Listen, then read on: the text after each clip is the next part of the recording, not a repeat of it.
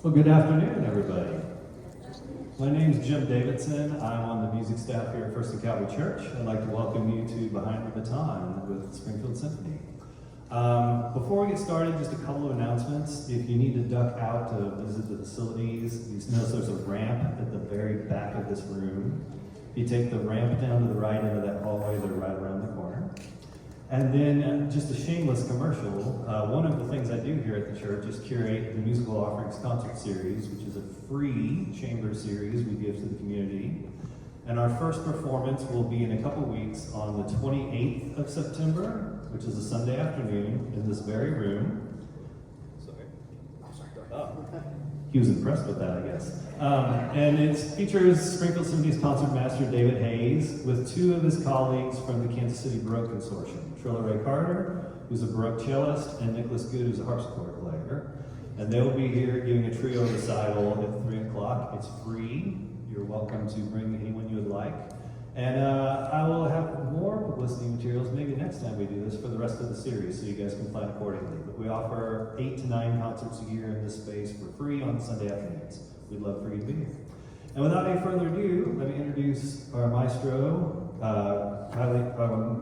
Kyle Wiley, not Kylie, Kylie Pickett. Yeah, Kyle Wiley Pickett will introduce this week's guest artist. Thank you, Jim. Appreciate it. Yeah, thank you very much.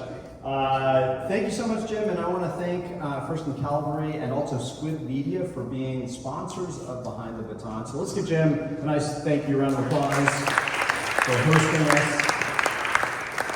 And thank you for coming out for the opening Behind the Baton of the season. This is exciting.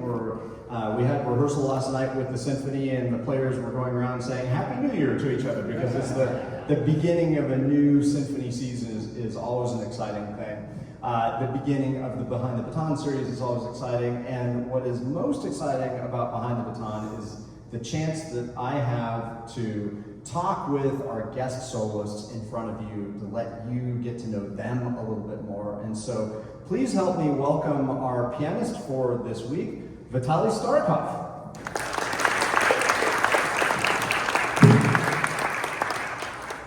So, can you still hear me through this microphone too? Yeah. Okay.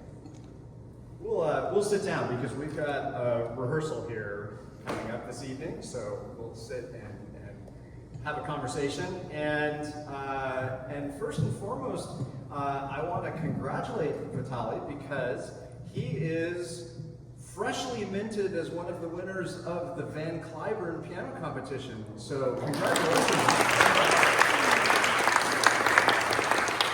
And in fact, if you saw our initial announcement of the season, it just said winner of the Van Cliburn competition to be announced, and because the competition had not yet taken place when we announced our season. So we didn't know that it was going to be Vitaly, but I am so happy it is, and he is here this week to play Tchaikovsky's first piano concerto with us, one of the great piano concertos, one of the real war horses of the repertoire. And so I want to have a chance to get to know you a little bit. So Vitaly, welcome to Springfield. Is this your first time in Springfield? Oh yeah, my first time in Springfield, so thank you for all the wonderful words about me. So I'm very excited about our upcoming performance on Saturday.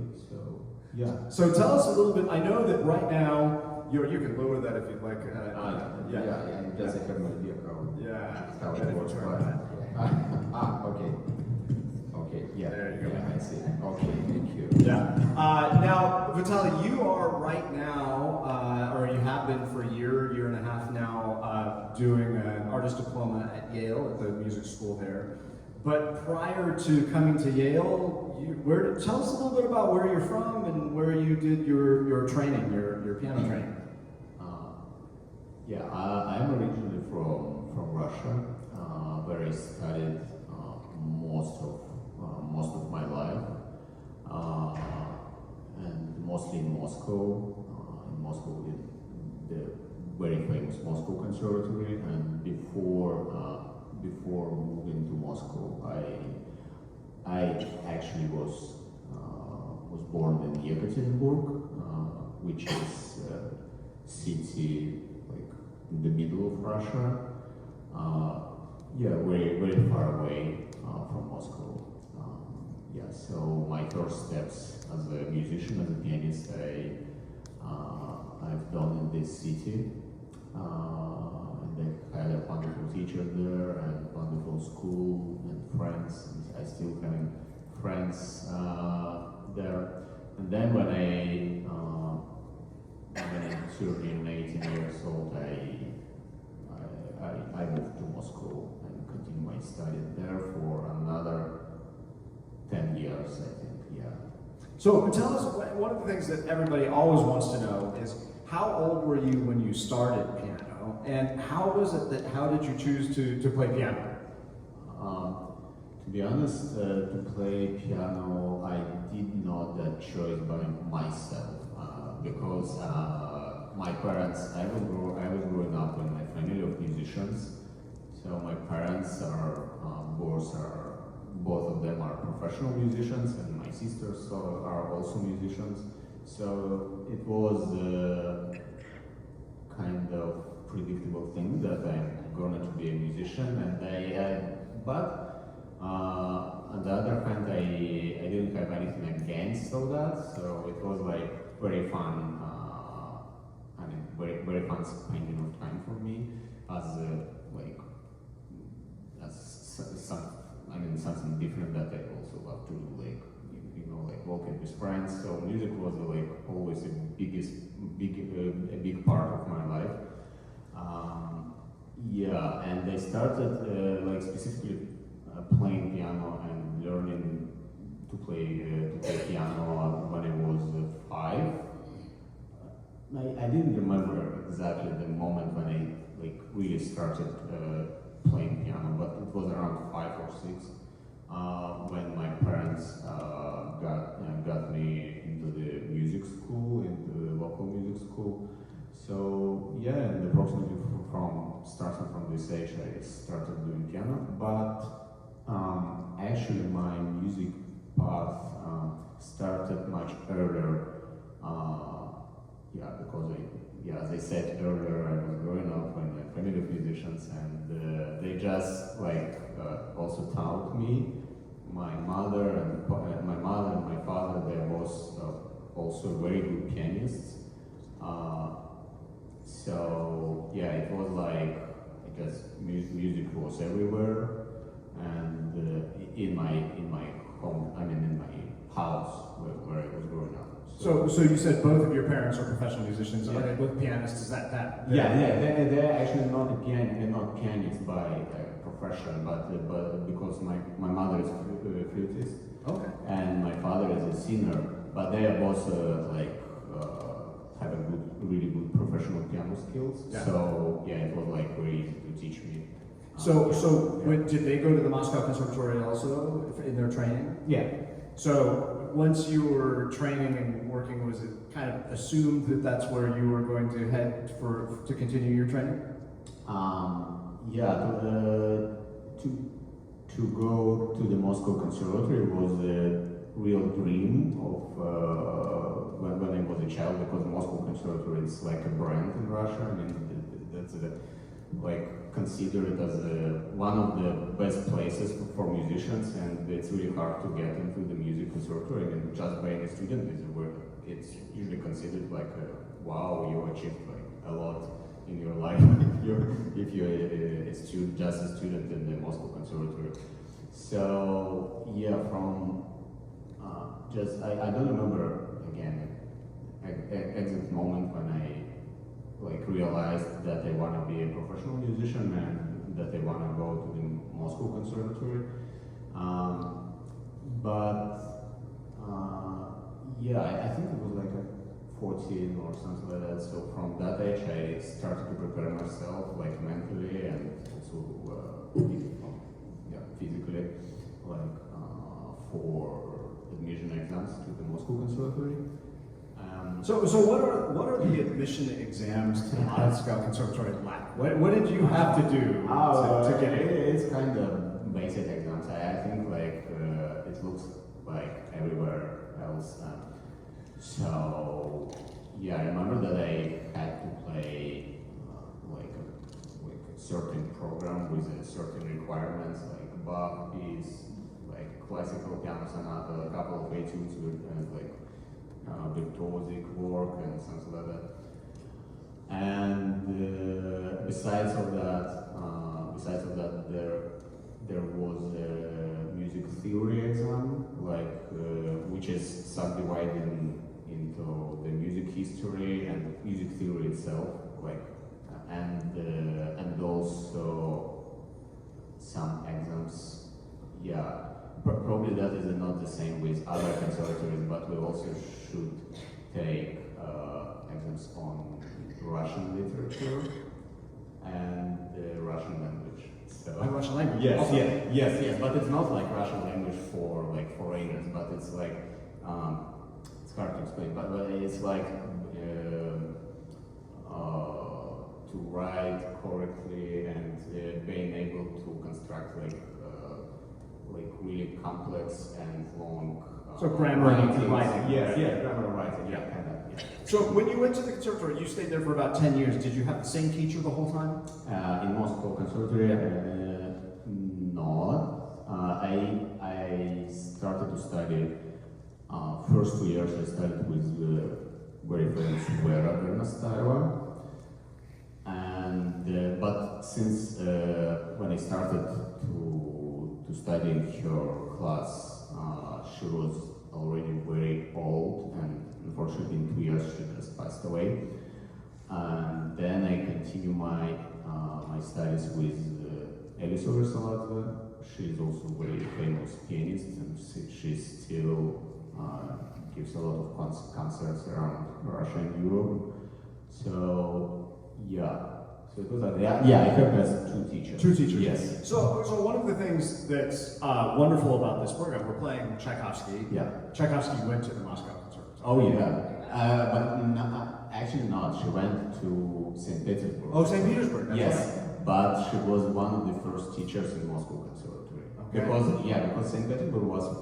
Petersburg Conservatory was founded like a little bit earlier. A little bit earlier. than And then Moscow. Tchaikovsky taught. And yes, Yeah. and he was like one of the first graduates from St.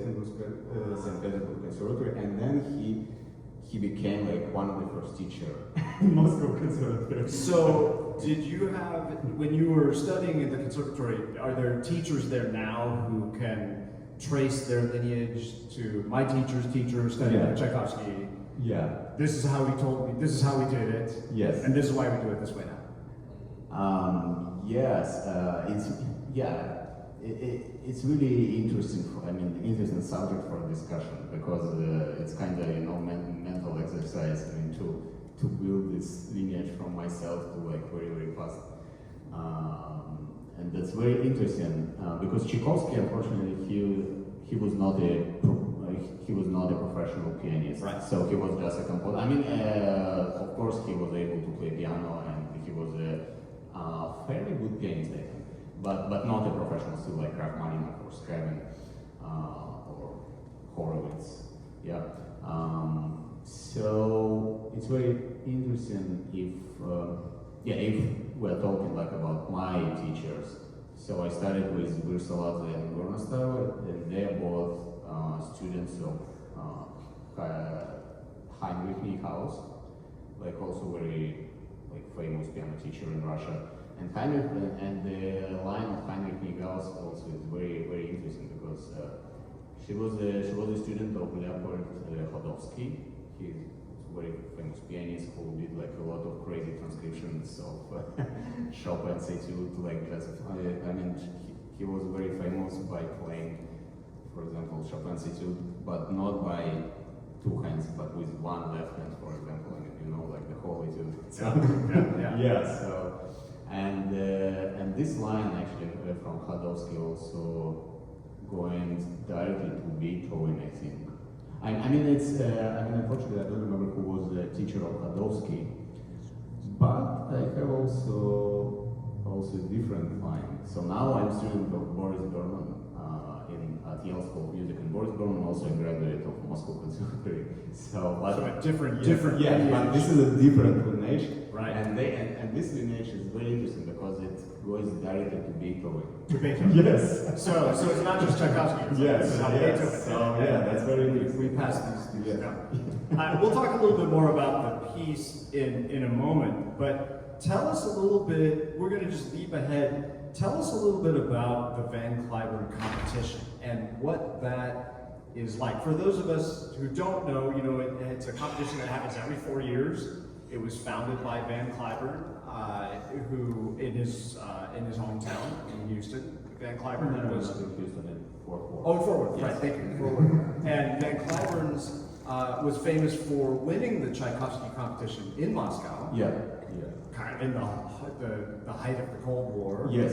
Came back to the United States and was quite famous. In fact, his recording of the Tchaikovsky piano concerto made it to the top of the hit parade in the United States. I mean, his record was up there competing with pop music on the charts. So he founded this competition. So tell us what your experience was like there. Yes, it was an incredible experience. It's hard to explain like in few words because there were a lot of things that happened to me, and How long were you there for the competition? Yeah, it was almost 1 month. I think. Almost a month? Yeah, like 3 weeks, at least 3 weeks. Yeah. Yeah, and a lot of program, a lot of repertoire. So you have various rounds of the Yeah. competition, right? Or at least 3 rounds? Four. 4 rounds. Yes. So what is the first round? The first round, we were supposed to play the solo program, and its duration is 40 minutes, and also in this program should be included like obligatory work, which was written specifically for this. So everybody plays that particular piece. Yes. So we had to include like this particular piece, and the rest of the program was like free of choice. Yeah, that's the biggest thing. That I love on this competition, that the organization of this competition allows competitors to play the pieces that they really want to play, because the first round, second round, and also semifinals and final concertis in the final round, there are totally free choice, almost free choice. Each round we had. So because not every competition unfortunately could propose such thing. Yes. So and we can and actually we could also like showcase not only our skills as a performers but also our skills as in building the very interesting collaboration. Yes. Like not only collaboration but just like very interesting program. Oh yeah. So is there's a chamber music component as well? No. Not this year. Not this year. Not this year. Yes. I think the last year when they did chamber round, it was in 2017. Okay. So the last two competitions, they switch it to another concerto. So okay. So two concertos. Two concerto in the finals instead of chamber. Yes. So which concertos did you play? I played Bartok, second piano concerto, and Schumann's piano concerto. Was Schumann in the finals? Yes. Schumann in the finals and Bartok in the semifinals. No. Schumann in the finals and Bartok also in the finals. Yes, because in the finals we should play two concertos. Two concertos in the finals. Yes. Back to back. Not back to back, but like in different days. But because Bartok second is a gigantic. Yes, it's gigantic, and it was literally died after the performance. So, what is it like when you're competing? It's a very strange thing for musicians to compete. This is not sport. It's not like swimming or so there's an artistic component. What do you do? What is your philosophy going into the competition? How do you approach the competitive aspect of it? That's an interesting question, and I actually never been thinking about competitive aspect of any competition. So you just go play? Yes. Just So, like it's a yeah. regular, Yes. like regular Yeah, performance? yes, like regular performance. Yeah. So and yeah, because when I'm going on stage and when I'm playing on stage, it just gives me a lot of fun usually. And yeah, of course, I mean, besides all that, and when we're waiting for the results, it's always nerve-wracking. And yeah, so. So is it more nervous? Yeah, more nerve-wracking than yes, for performing? me, for me personally, it's much more nervous when you are waiting for the results. Yeah. So yeah, because on stage you just in your in your way, you know, like it's your. It's what you do. Yes, it's just what you do. You can like you can do it like better or worse, but still it's like music. It's like the best thing that, in my opinion, that we have. So you just need to catch the right mood and just get a lot of fun from that, and that's it. But yeah, but then when you're waiting for the results, and yeah, of course you cannot know about different opinions in the jury. Right. I mean, among the jury members. So it's and this kind of unpredictable thing that you can expect like whatever. So on stage you expect like certain thing if you had a good preparation before and you just having fun on stage. Yeah. So but right after that it becomes like much more. So after the results and you're one of the winners, this is very exciting because it actually suddenly you have a lot of performances. Yes, right? yes. Uh-huh. So you get very, very busy. Yes. It becomes much busier. I mean, all the concert schedule that they had before. So, and that's exciting, of course, because I think eventually each competition. I mean, the main goal of participation in any competition is getting concerts in the end as a result of this participation. So yeah. So it's a success. Yeah, of course. Yeah. Let's talk for just a moment about Tchaikovsky, and then I'm going to ask you to play a little bit. So we are playing Tchaikovsky's first piano concerto together. Sure. And this is a piece you know well. You played it many times. Mm-hmm. You studied it. When did you start studying it? When did you first start learning it? Well, I remember that it was at least in 2019, so like 7 years. 6 or 7 years Yes. ago? Yeah. Now, so you were a student at the conservatory? Yes. And am I right, is my memory right, that Tchaikovsky gave this to Anton Rubinstein and he looked at it and said, this is not playable? Yes. So he said, it's just too difficult to play. Yes. But now pretty much any conservatory Yes. student is going to be Yes. studying and playing Yes. this piece. Yes. So why did Rubinstein first look at it and say, this is not playable? What was it about? I mean, Rubinstein was one of the great pianists. Yes. And he said, this is too hard. Well, that's a good question. If you're going and going through the first redactions of this concerto, which apparently Rubinstein saw on this piano stand, so it was really hard. I mean, it was much harder than the version that we are playing. I mean, So it has been revised. Yes, it has been revised. Yeah, so the first version, and it's available in the internet on MCLP. There is first version of this concerto, and I mean, I have to say it's still very hard. I mean, it's still very hard. This is still very hard. Yes, I'm it's still not minimizing. No, this is still very hard. Yeah, I wanted to mention that the first version. I have no idea why Rubinstein had so strongly bad opinion about this concerto. Yeah, because as I heard about this story, Rubinstein was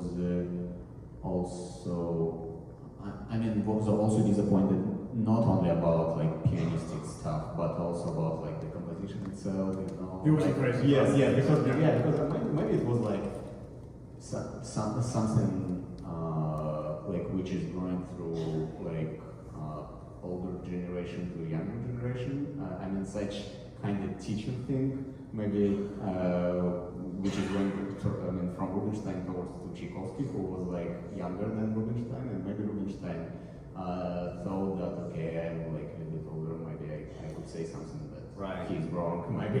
Well, yeah, one of the things that's always kind of amazing to me is that when we think about Russian music, Tchaikovsky's first. Yes. I mean, yeah. he But is, you know that he later, like, he changed his opinion, and he even played this concerto later. Rubinstein did. Yeah, Rubinstein did that. Came back. But because after Rubinstein, making all of that, so Tchaikovsky, of course, was very disappointed about that, and he, initially this concerto was dedicated to Rubinstein, but then he switched this dedication and he dedicated it to Hans von Bülow, like very famous European pianist at the time. Yes, and he had completely different opinion of this concerto, and finally he gave a premiere of this concerto, as I remember, in Boston. So in Boston, Rubinstein played. No, not Rubinstein. Hans von Bülow. Hans von Bülow played this concerto.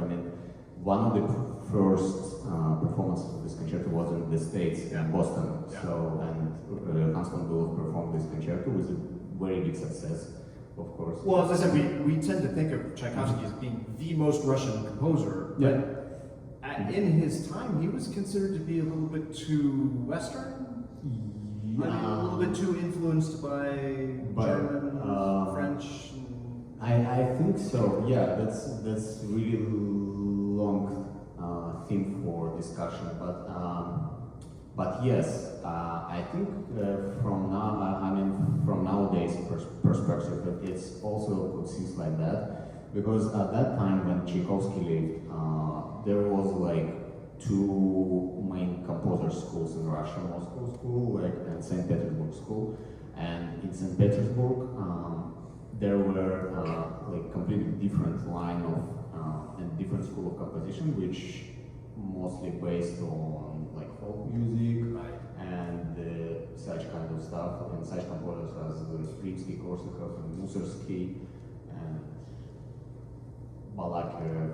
So yes, Sereky, yeah. So the big four, yeah, maybe you know. And they all were like a little bit in opposition to like Moscow School.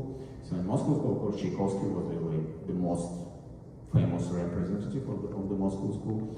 But the funniest thing that Tchaikovsky studied in St. Petersburg, and of course he knew very well of members of Big Four. Like he was a student of Mili Balakirev, who was like the most important person there at that time, and he taught like every composer in Russia, including Tchaikovsky. So, but then Tchaikovsky became more European. I mean, in his style. But it's also very hard to say that, because the other composers, like if we're talking about like St. Petersburg School, it's hard to imagine St. Petersburg School separately from European school, because it's really deeply connected. Yes, because like of course they are all based on the folk music, etc. But the form and the composition technique and style, of course, it's everything going from Europe to Russia. So what does it mean to you as a Russian pianist trained in Moscow to be playing the Tchaikovsky concerto? I mean, how do you connect to it? To be honest, I've never been thinking about that. I mean, in this particular sense. But I just love this music, so it's always a lot of. I always get a lot of joy when I'm playing this music, and that's just a masterpiece. Do you mind demonstrating a few things? Yes, of course. So let's start. Here, I'll bring that mic over. Let's start. If you don't mind, why don't you play for us the first big theme? Yes. And just so we all remember exactly what we're talking about here. Yes.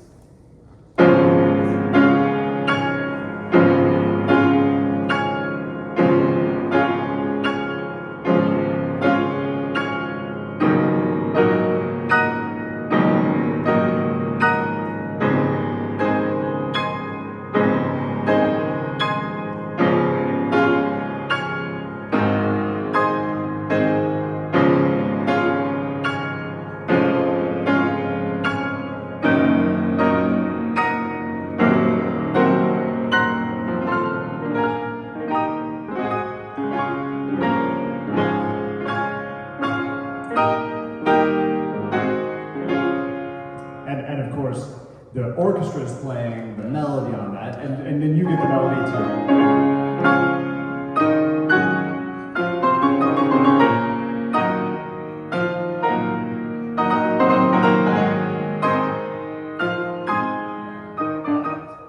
Yeah, of course. I mean, I can play the whole concerto. Yeah, you play the whole thing. Good. Well, they're going to get to hear it all on Saturday. But as you said, it gets harder. I mean, it gets very, very difficult. And even in this movement, you have some big cadenza sections. Yes, there are a lot of cadenzas. Yeah, thank you. Yeah, in this movement, that's very interesting. And it seems to me pretty obvious that Tchaikovsky was trying to compose very big and very virtuosical work for piano. And there are a lot of cadenzas. Cadenzas it is the places when just soloist playing like along without the orchestra and demonstrates virtuosic possibilities of piano. Yes, and there are a lot of such type of places, and I even think that in the first movement there are much less places when we are playing together with the orchestra than we alternate like each other, because the orchestra, for example, the orchestra starts playing the development just and like pianist sitting like for 1 or 2 minutes like just and don't play anything, and then after the development started and the orchestra just carried this development to the pianist, and pianist like starting playing these famous octaves, and then again like a big cadenza, a big Can you demonstrate just a little of the cadenza? You don't have to play. You don't have to play a whole lot of it, but just demonstrate a little bit of the cadenza just so we can see. And so this is the part where you just take over and show your virtuosic playing. Yes, which cadenza do you want? Whatever you want. Yeah, the very first cadenza, that's which is coming like.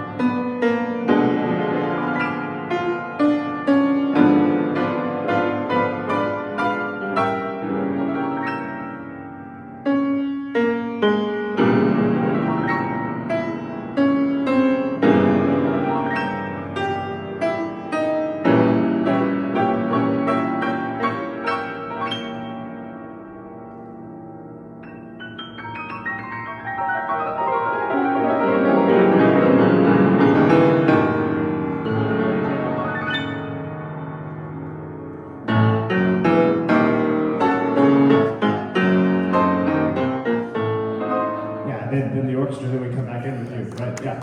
Bravo, fantastic. Okay, so do you think Tchaikovsky himself could have played the cadenzas that he wrote? It's hard to imagine, because it's common opinion that Tchaikovsky never been able to play like as a real concert pianist. But at the same time, I heard some stories about Tchaikovsky's pianistic abilities. For example, there is one famous story when he played the very famous overture to Mikhail Glinka's opera Ruslan and Lyudmila.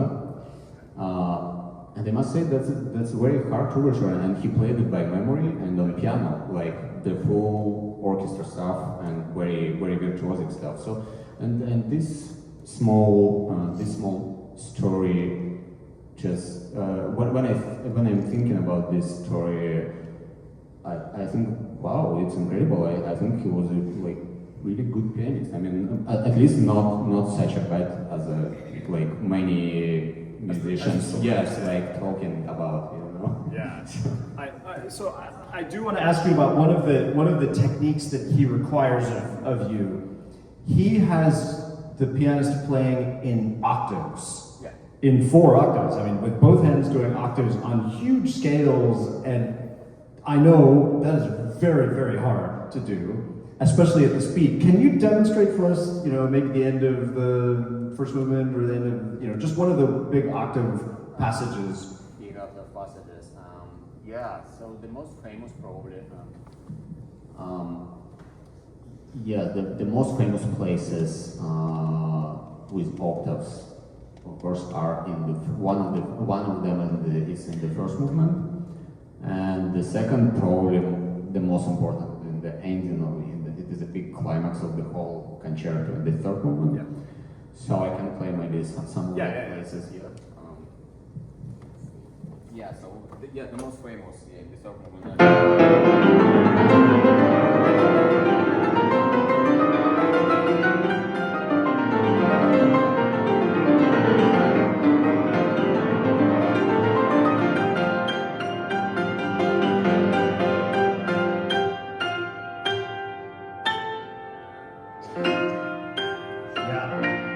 So it's incredible. I mean, and if you can kind of peek at what he's doing, tell us what's hard about. I mean, part of what's hard about it is you can't finger those. Yeah. You have to play every note. It's usually it's very hard technique. I mean, it's not so hard probably as it could be. As it probably seems from the audience side, but. Because there are much more complicated techniques on the piano exists. But when I'm playing octaves, it's usually a combination like of different parts of our body. So I'm usually using like wrists and elbow like very actively, and shoulders also, like just to feel in like this feeling of octaves. I mean, We're almost out of time, and I want to leave time for a couple questions if people have it. So think about questions if you have any questions for Vitaly. Can you play the beginning of the second movement, because it's so slow and beautiful and singing? It's almost like a song, like an art song. And then the waltz section in the middle of the slow movement, which is fast and floaty. So these are the themes in the second one.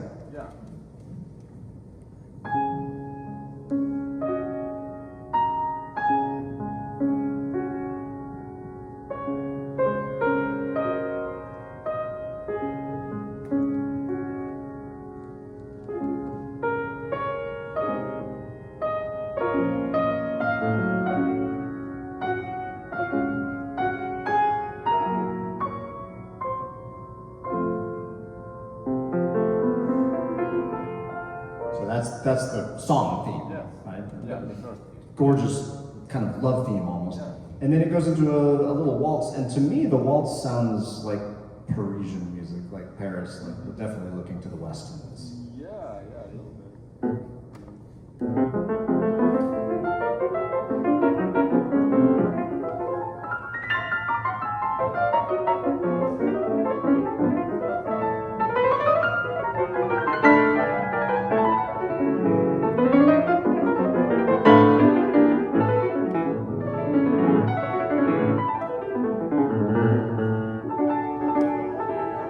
And then the orchestra, we get the melody there on that. That's some pretty technical, difficult stuff for a slow movement.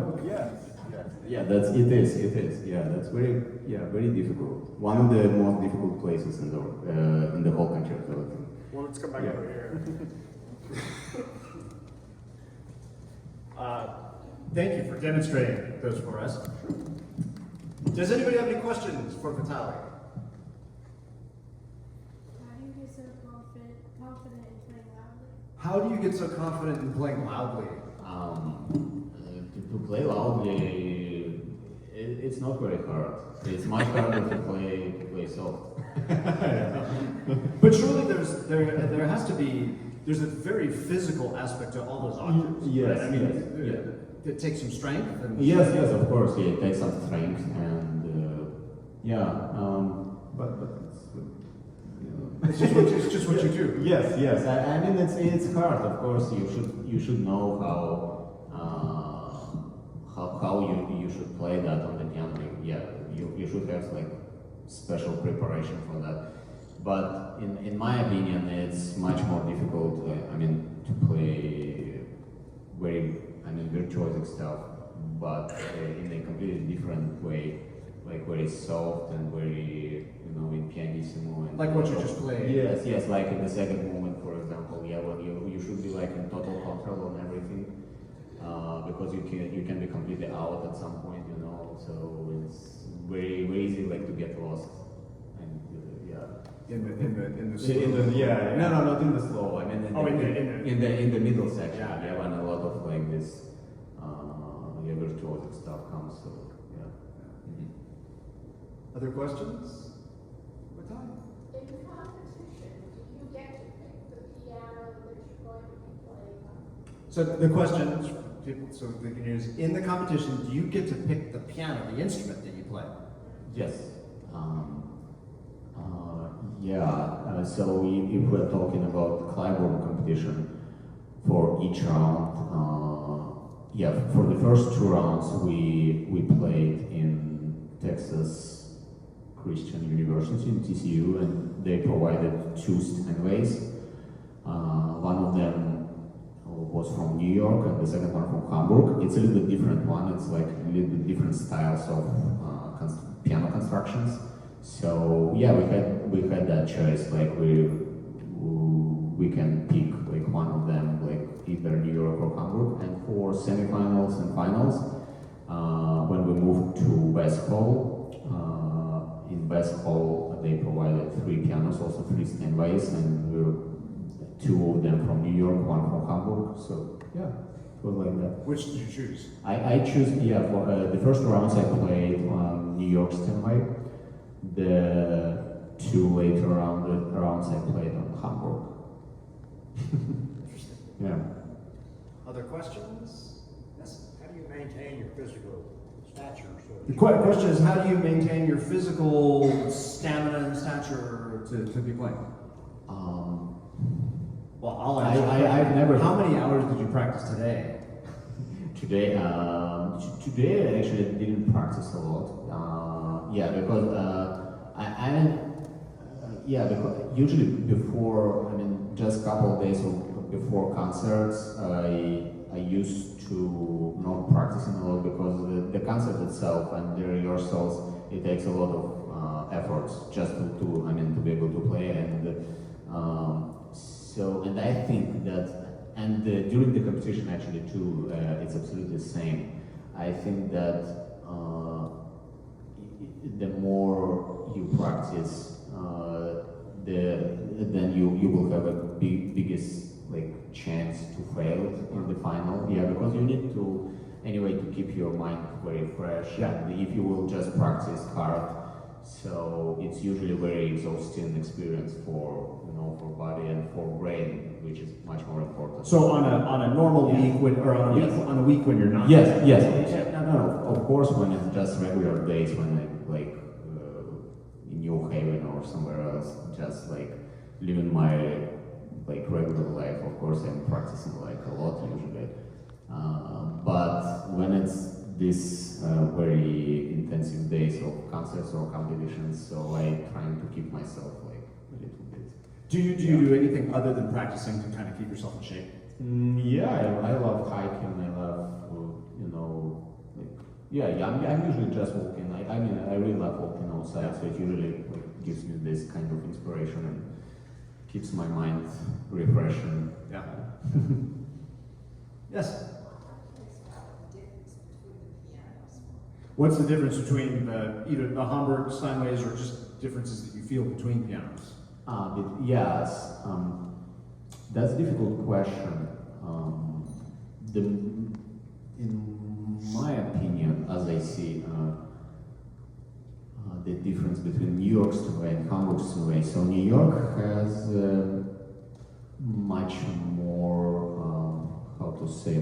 much more colorful sound, and probably not colorful because Hamburg also have very beautiful sound. I have nothing against that, but it seems like New York Steinway is constructed for much bigger spaces, like for big sound projection for like halls like Carnegie Hall and etc. So this piano is specifically for this kind of halls.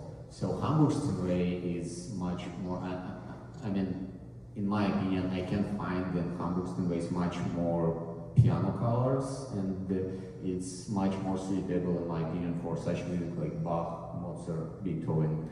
So, but not only this type of music, because Hamburg Steinway sounds equally well for Bartok and Rachmaninoff or whatever, but it's just my opinion. And it probably depends on the individual instrument. Yes. There are a lot of differences. Yeah, even between like one Hamburg Steinway and another Hamburg Steinway, so there are a lot of differences, of course. Yeah. Any other questions for Vitaly? Well, let's give Vitaly a big round of applause. Thank you so much for joining us. And we will all look forward to hearing your magnificent Tchaikovsky concerto with us on Saturday night. So thank you all for coming. I'm glad to see you. It's going to be a great year, a great season, and a great opening of this weekend. So thanks again. See you on Saturday night. Thank you so much.